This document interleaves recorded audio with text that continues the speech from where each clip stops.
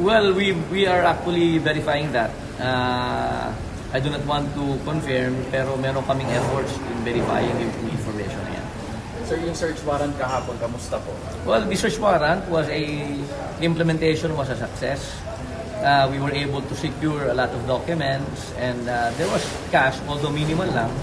All of these documents and yung cash at saka lahat ng nakuha were written in an inventory sheet which was also furnished the lawyers of the respondent. Now the search warrant and the inventory sheet will be forwarded to the issuing court for the proper disposition by the court. How much po yung cash? Maliit lang siya, minimal lang, napaka-konti lang. May range po kayo na pwede? Siguro mga 10,000 pesos lang. Sa document, sir, any details na mapaprovide? Well, ang masasabi ko lang po, ang mga dokumentong ito definitely have bearing in our investigation.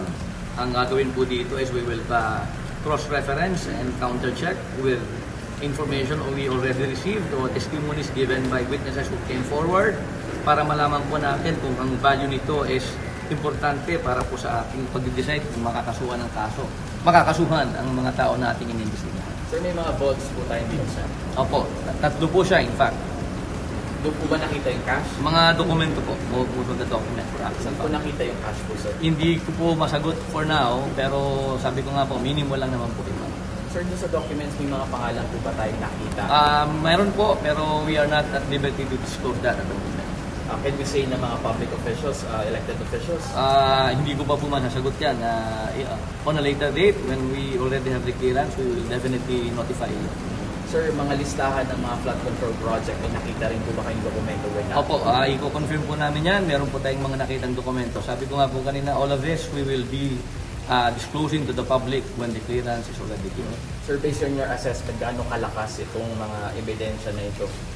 Well, the NBI would like to believe that the evidence we collected by virtue of the search warrants are actually very important. Kasi nagmamatch po ito sa ating mga earlier na nakita. Kaya lang nga po, ang sabi ko, hindi namin ma-release ngayon because we do not want to compromise whatever efforts and actions that we are undertaking right now.